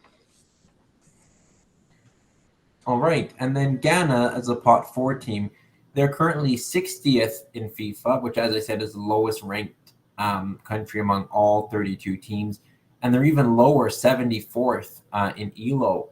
Obviously, their poor African Cups recently have seen them fall from where they were. Kind of in their glory days in 2010, they were 16th in FIFA and 26th in ELO. And they've, in a way, almost steadily fallen ever since, down to, again, 60th and 74th, which is kind of a historical low despite reaching this World Cup. Yeah, I mean, it may be a bit harsh in the, as we saw that for 6 African Cups in a row, they were in the top 4. So putting them in the 30s or 40s may be a bit harsh. But honestly, like since then, they really kind of deserve this ranking. I mean, apart from reaching this World Cup, which we saw was a bit of a surprise, getting knocked out at the last. At the group stage of the last African Cup, kind of hardly makes them worthy of being here. They did well to get here, but it was very narrow. As we saw, they only topped their group against South Africa on goals scored and then relied on away goals to get past Nigeria. So they're here, but it hasn't been convincing, though. I will say beating Nigeria is still impressive, though, even if they didn't win one of those games. Yeah, I mean, but they were a really exciting team and a good team to have at the World Cup in 2006 and 2010. So, I mean, if they can kind of recover a bit of that form, they could be an exciting team here. Yeah, and we talked about aging stars with Portugal and Uruguay, and we should mention the Ayew brothers, who've been very prominent for Ghana. They're kind of aging out too, so Ghana also in need of some renewal. I mean, I should say for all of those players we've mentioned, the Ayew brothers and the Suarez and Cavani and Ronaldo too. Like the teams are still fairly reliant on those guys to get their goals, and in fairness, they still are producing. Do you worry that they will kind of stop producing in this cup, or do you think they've got one more good cup in them? It's tough to see. I think it's the last hurrah for many of these players that we've mentioned. So, it's difficult to say. I mean, these players are still, for the most part, playing at good clubs. They're still good players. But yeah, I think it's important that these teams start finding some replacements, and whether they can or not is kind of a big question that they have to answer. It is tough to say, but it actually may come down to that issue as to whether their team does well or poorly. Yeah. Okay, again, we're jumping the gun a little bit there because we're supposed to look at head-to-head records, but that's kind of relevant for what we're saying because some of these teams have played each other recently. Do you want to take us through the overview, Connor? Yeah, so Portugal versus Ghana, they have met once. That was a win for Portugal. That is right. That was in the 2014 World Cup group stage. So Portugal having a slight edge there. Ghana was kind of on a bit of a downturn at that time. Yeah, Uruguay and Portugal have actually only met once, and that was recently. That was the 2018 World Cup round of 16. So that game was won by Uruguay, so they have the one win from one game in that record against Portugal. Yeah, I mean, we saw that they were close in the rankings with Portugal kind of having the upper edge, but it shouldn't be overlooked that Uruguay knocked them out of the last World Cup. For sure. Uruguay versus South Korea, it's 2 wins out of 2 for the South Americans.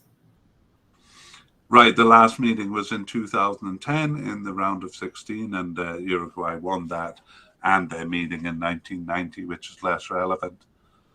Uruguay versus Ghana, well, they've met once, and what a famous game that was. That was in 2010, and as we know, Uruguay won that game in penalties. Yeah, in the histories version of the podcast, we talked about that game where Ghana was on the verge of winning, and Uruguay handled on the line and somehow pulled off the win. So a bit of a grudge match here, I would imagine. Yeah, absolutely. This will be kind of their first chance at revenge for Yeah, Ghana. and a lot of the same players actually still playing. And then South Korea versus Portugal. They've met once. That was in the 2002 World Cup. And how did that game go? Well, that was the third group stage game, and South Korea beat Portugal in that one. So that actually, a lot of Southern European teams were pretty annoyed with South Korea in that tournament, and Portugal, not as much as Spain and Italy, but I don't think Portugal have a lot of great will towards South Korea. I'm sure they would like to beat them in this tournament. Yeah, they met in the third group stage game there in 2002, and they'll meet in the third group stage game here. Right, right. Could be important too. Yeah. Yeah, and then South Korea and Ghana, they've never met, so there is no history there. Right. Okay. Well, it's kind of interesting that those teams have met over the years. And now we're going to move on to odds. So the way we've done odds is basically we're not encouraging betting here. We just want to see what what the professionals kind of think. So we took the odds from 5 betting companies, and we picked the 3 that were kind of most divergent, and basically came up with this number. And the number describes their percentage chances of advancing to the group stage. So, sorry, advancing to the finals. So, of finishing first or second. That's right. So Portugal are given an 85.9% likelihood of advancing out of the group, which is lower than some pot one teams, but kind of to be expected given they're kind of just at the bottom of the pot one rankings. Uruguay have a 66% likelihood of advancing. South Korea are behind at 30.0%, and Ghana just behind them at 29.8%. So Portugal and Uruguay the most favored by the odds makers. All right, and maybe we should begin the discussion there based on whether you agree with those odds or not. What do you think? For me, this is a difficult group to call, and we talk a lot about the history, and of course, Uruguay out of all these teams has the most illustrious history. But we're seeing kind of all these teams in a bit of transition. Transitioning. Maybe not transitioning out of good periods, but they're coming off good periods, and there are legitimate questions as to whether or not that will continue. So I find this group, among all of them, a little bit more difficult to predict because, will Portugal and Uruguay and led by their great players have one last great tournament, or has that kind of ship sailed a little bit? And if it has sailed, South Korea and Ghana are good enough to take advantage of it, right? I think so. They put South Korea and Ghana as neck and neck. I think South Korea come into this with a bit more optimism than Ghana. I mean, Ghana's form has been poor recently. Kind of remains to be seen if that's just a blip. But I think coming into this, I would give Korea better odds than Ghana, even though the odds makers put them at virtually identical. Yeah, me too. Let's begin with Portugal, or I'll kind of say my piece on Portugal. I agree with a lot of what you said. I think this group is the hardest group to read in terms of predictions, and it could kind of turn out anyway. Again, hinging on whether those good players will perform as well as they have for their clubs. I think Portugal kind of has more strength behind Ronaldo, so could make up for it if he doesn't turn in a great performance. Whereas Uruguay is a bit of a black box to me. I know a few of their players, but I don't really know how good they are because they've always been overshadowed by Suarez and Cavani. But I do think I think 86% is too high for Portugal because I think there is the possibility of a lapse. I mean, we saw they finished third in their last 2 Euro Cup groups. They generally finish second in qualifying. So I think giving them an 86% chance of advancing here is too high. Do you have anything more on Portugal?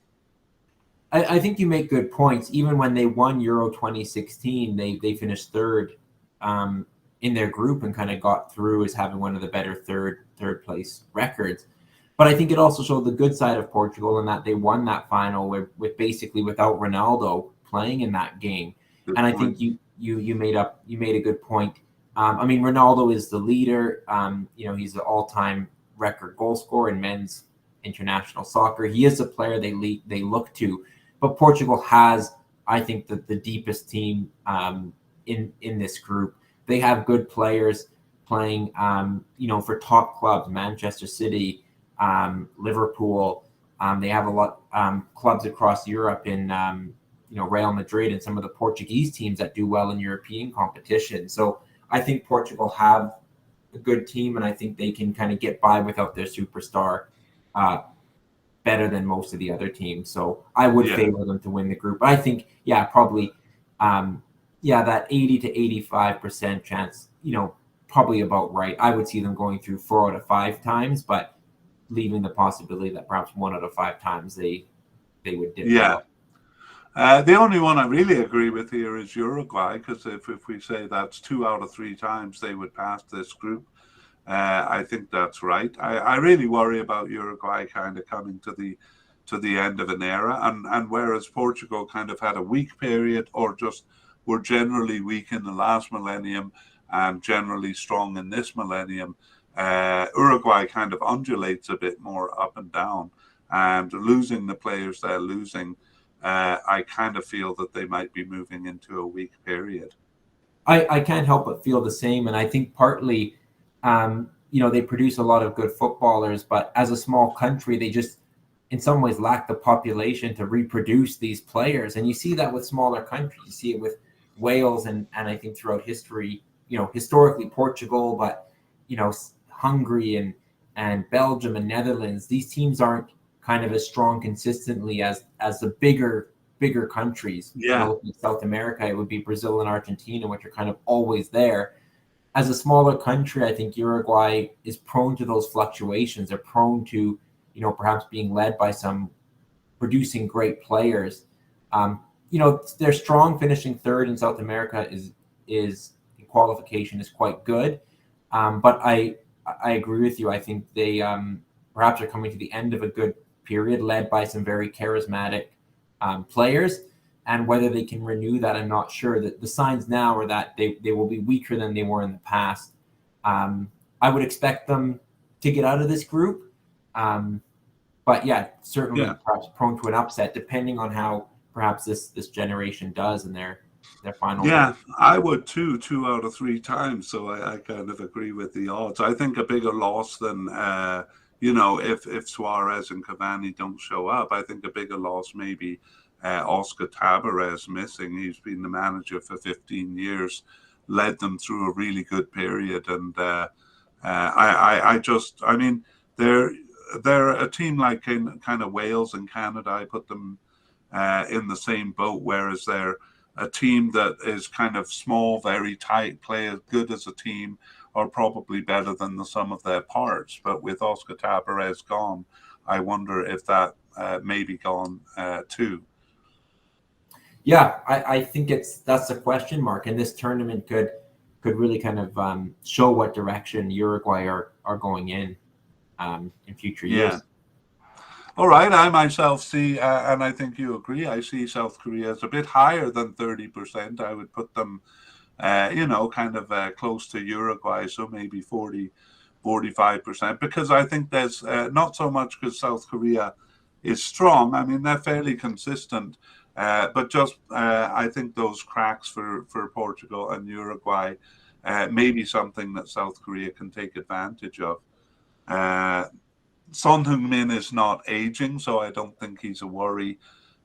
He's as much a worry as aging out as some of the players we've talked about. Yeah, and South Korea, they're seeing. I think, they've always had a couple players playing on top clubs. I think some of their players getting a bit more exposure and are getting kind of some bigger moves, which is a good sign.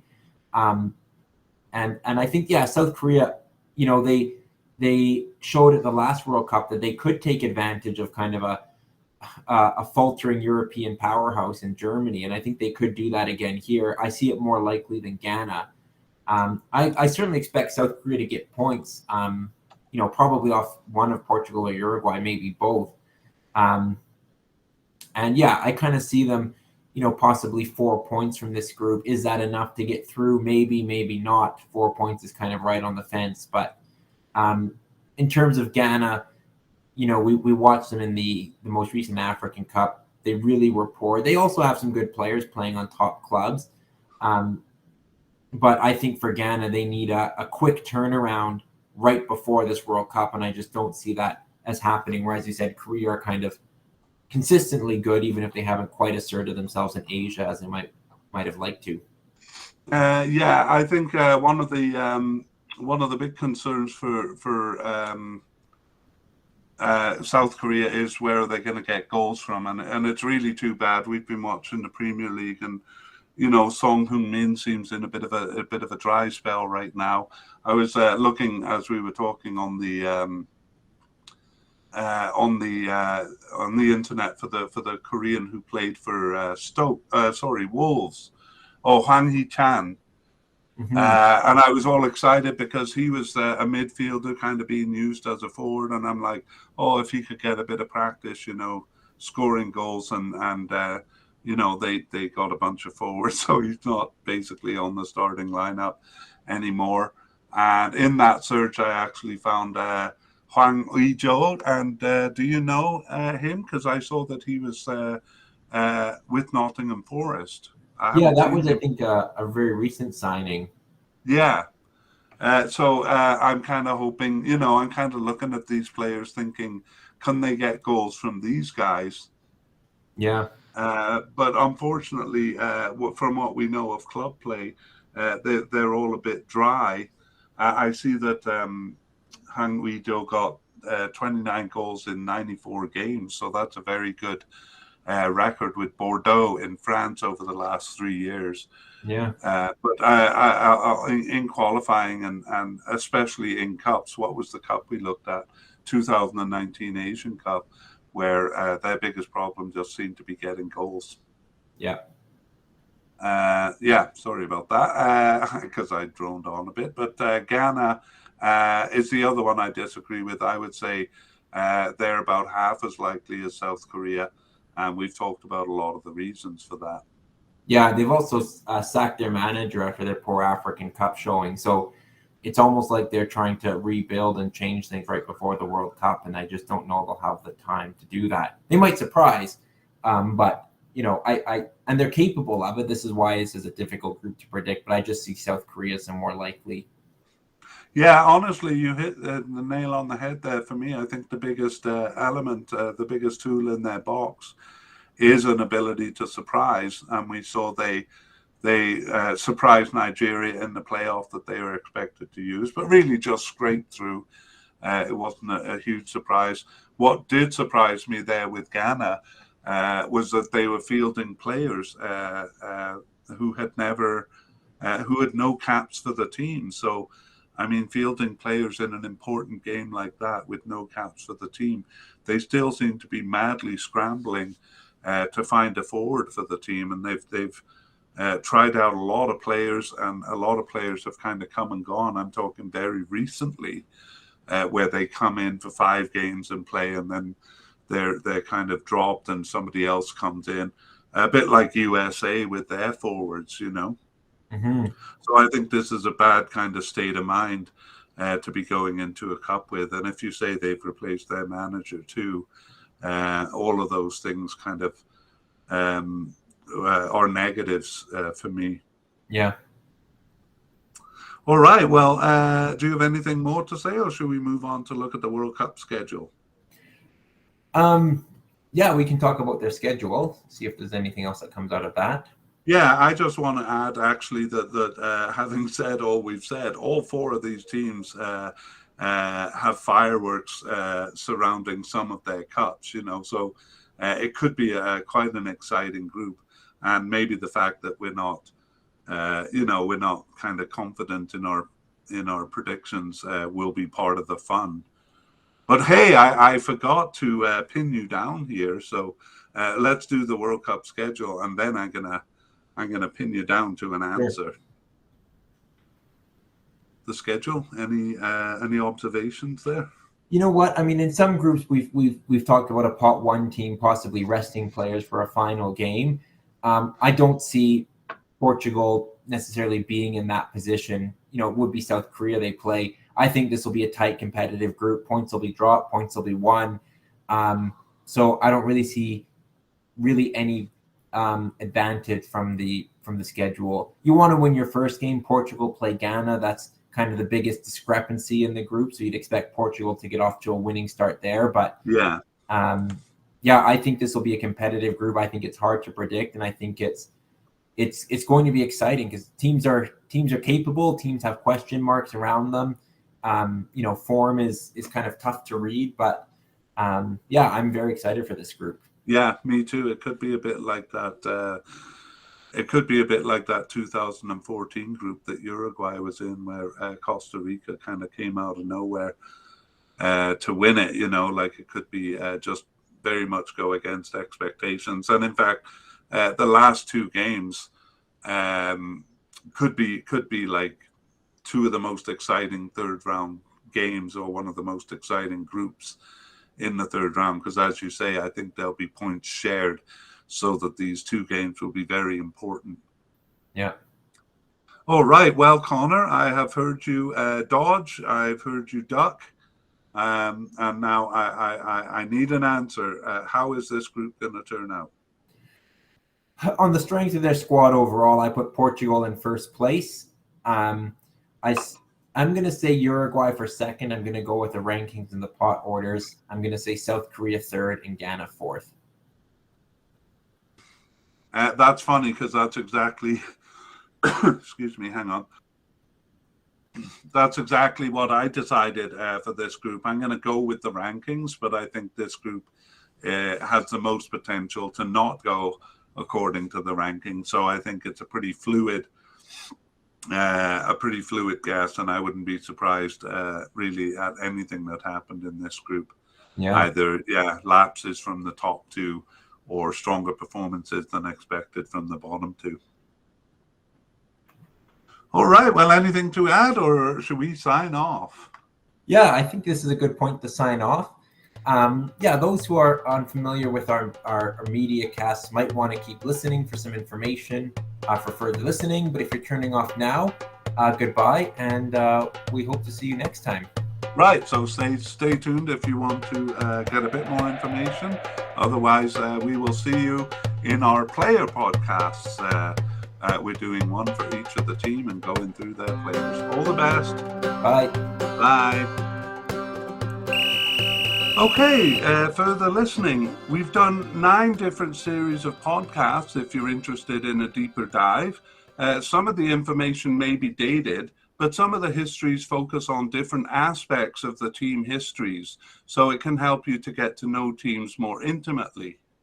Yes, as mentioned, this is our 10th series, and we have done at least one series on every region except Oceania. We have files for that region too, and we'll do one down the road so as not to leave them out. But let's go region by region. Right, so Europe, our first series was a group-by-group podcast on the teams of Euro 2020. That was played in the summer of 2021. And for South America, we also did a group-by-group podcast on the teams in Copa America 2021. For North America, we have done 3 series on CONCACAF. The first was a group-by-group podcast on the teams in the 2021 Gold Cup. That included a look at Qatar. The second was a preview of the 8 teams in the final round of World Cup CONCACAF qualifying. That came with our first player series, where we went team by team through the players. The third was an update halfway through that qualification. Yes, and for Asia, we did a group-by-group podcast on the 12 teams in the final round of World Cup qualifying, and that included a deep dive into each team's World Cup qualifying history. We have done 3 series on African teams. The first was a group-by-group podcast on the 24 teams in the 2021 African Cup, played in early 2022. The second, done around the same time, was a team-by-team series on the players for each of those teams. Third and finally, we have recently concluded a series on almost all teams in Africa, a group-by-group examination of the 12 qualifying groups for the 2023 African Cup. This included a deep dive into their African Cup history, which was quite extensive. This provides a look into some of the lesser teams that rarely even qualify for the African Cup. Right, and we realize that not everyone is interested in the level of detail that we go into.